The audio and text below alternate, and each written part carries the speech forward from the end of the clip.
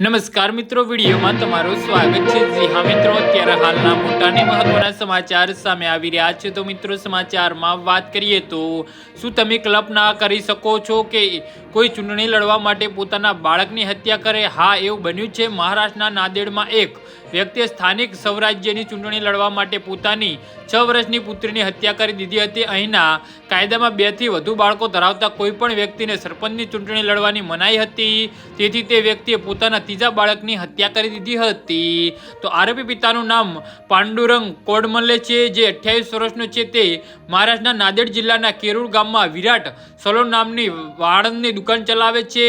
પાંડુરંગ સરપંચની ચૂંટણી લડવા માંગતો હતો, જ્યાં જૂનમાં સ્થાનિક ચૂંટણીમાં અથવા તો પંચાયતની ચૂંટણીઓમાં તેને તક મેળવવાની હતી, પરંતુ મહારાષ્ટ્ર સરકારનું શાસન અવરોધ બની ગયું છે।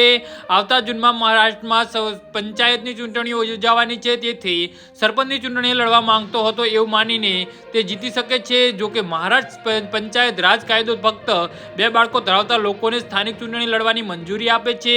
પાંડુરંગના પરિવારમાં પત્ની, એક પુત્ર અને 2 જોડિયા પુત્રીઓ હતી, તેથી તે પદ માટે ચૂંટણી લડી શક્યો નહીં। તેથી તેને તેના મિત્ર ગણેશ સિદ્ધેની મદદ લીધી અને એક છોકરીને છુટકારો મેળવવાનું નક્કી કર્યું। ખબર પડી કે 6 વર્ષની પ્રાચી જોડિયા છોકરીઓમાંથી સૌથી મોટી હતી। શરૂઆતમાં બંને પ્રાચીને દત્તક લેવાનું વિચાર્યું હતું, પરંતુ તે કામ ન આવ્યું કારણ કે છોકરીનું જન્મ પ્રમાણપત્ર 6 વર્ષ પહેલા જારી કરવામાં આવ્યું હતું।